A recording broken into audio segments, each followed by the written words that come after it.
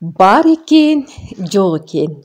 Илгери бир Ашымкан аттуу байдын жалгыз уулу болгон экен.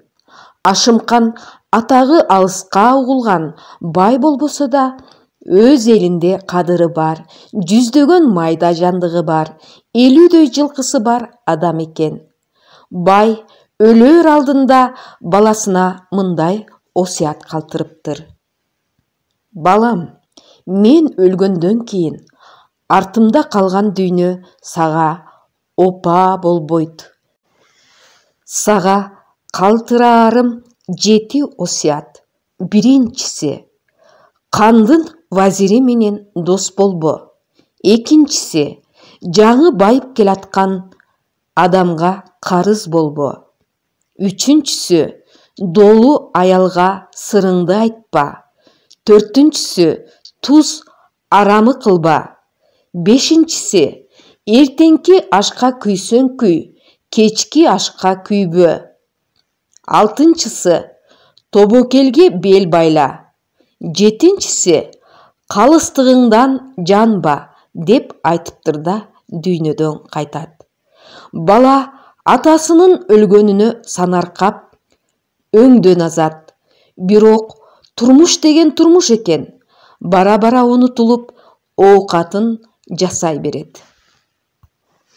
Күндөрдүн биринде баягы жигит атасын ойлоп отуруп, анын өлөр алдында айтып кеткен осуяттары эске түшүп, ошону сынамакчы болот да, кандын вазирине 1000 дилде берип дос болот. Атам өлүп жалгыз калдым.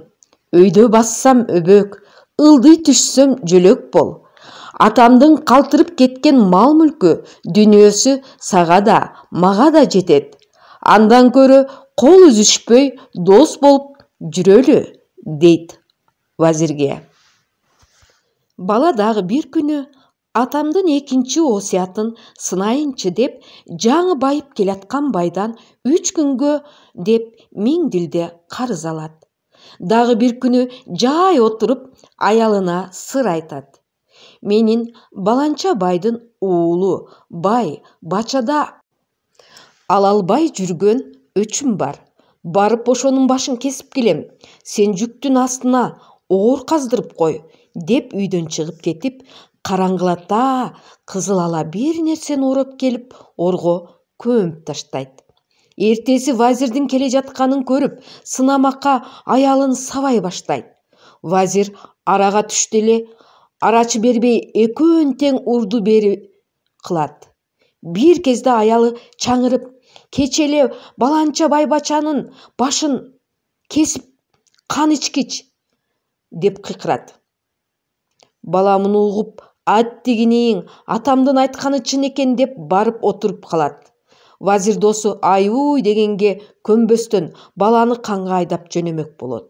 Үйдөн чыга элек жатса, баягы 1000 дилде берген бай келип, дилдемди бергин деп жакадан алып, мен да канга барчумун деп ээрчип алды. Төртөө канга барышат. Кан вазирдин сөзүн угуп отуруп, баладан байдын баласын өлтүргөнүң чынбы дейт.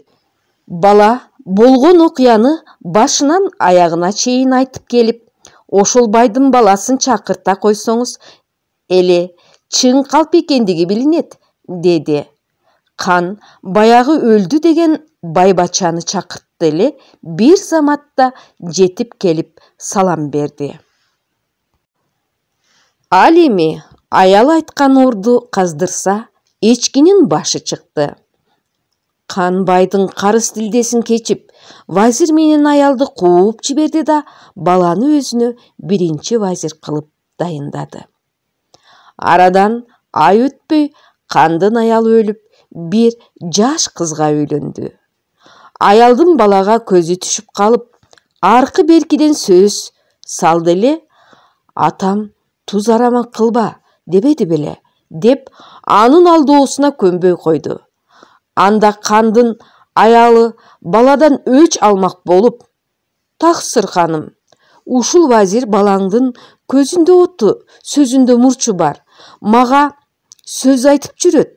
Акыр түбү өзүнө зыян кылбасын, деп канга айтат. Қан аялынын сөзүнө ишенип баланы өлтүрмөк болот да набайчысын чакырып, эртең менен үрүң бараңды да биздин үйдөн ким барса да ысык тандырга салып жибер деп буйрук кылат. Эртеси Қан балага набайчыга барып нан алып кел деп жумшайт. Бала эч нерседен капары жок келатса, саардан бир үйдөн түтүн булап, бир кемпир түндүк тартып жол карап туруптур.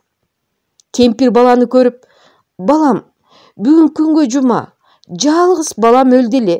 Ошого Куран окуп, даам сызып кет», деди. Бала үйгө кирейин десе, нандан кечигип кала турган. Кандын каарынан коркот. Отурбай эле кете берейин деп, кемпирдин көңүлүн кыйбайт.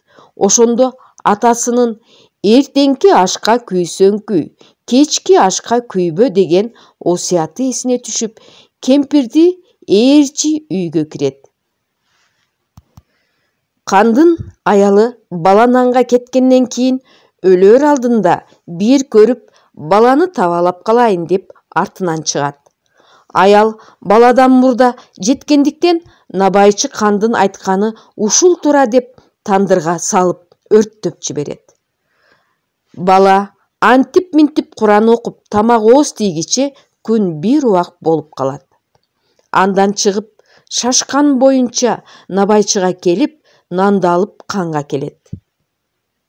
Кан анын аман келгенин көрүп, аябай таң калат.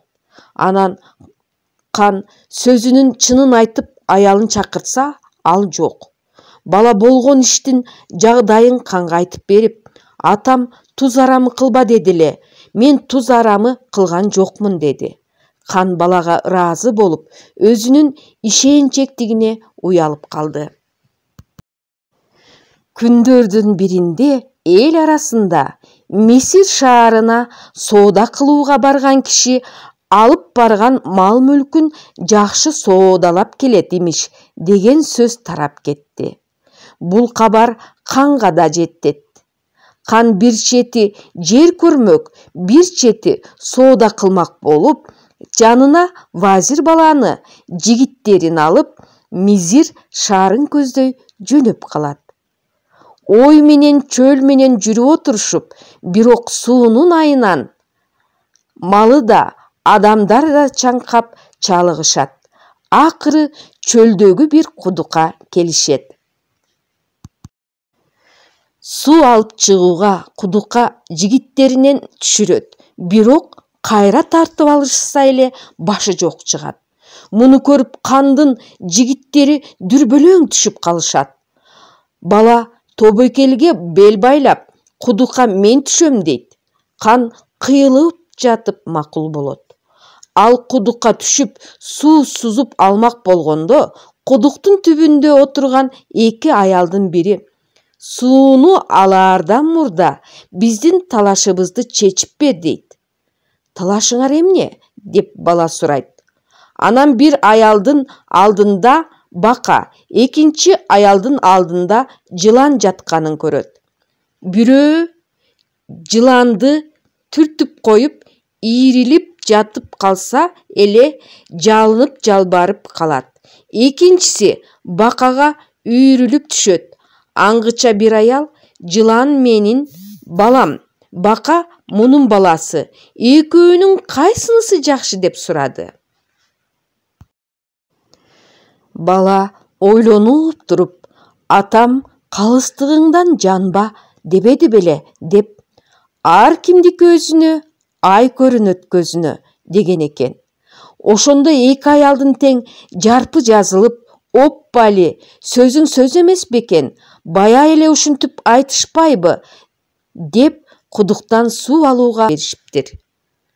Бала сууну алып аман эсен кудуктан чыгып келет. Андан жүрүп отурушуп, Мисир шаарына барышып, бир пулун эки эсе кылып кайра кайтышат. Элге келгенден кийин Кан: «Сен Кан болууга ылайык, калыс адам экенсиң» деп тактысын берип, бала Кан болуп калыптыр.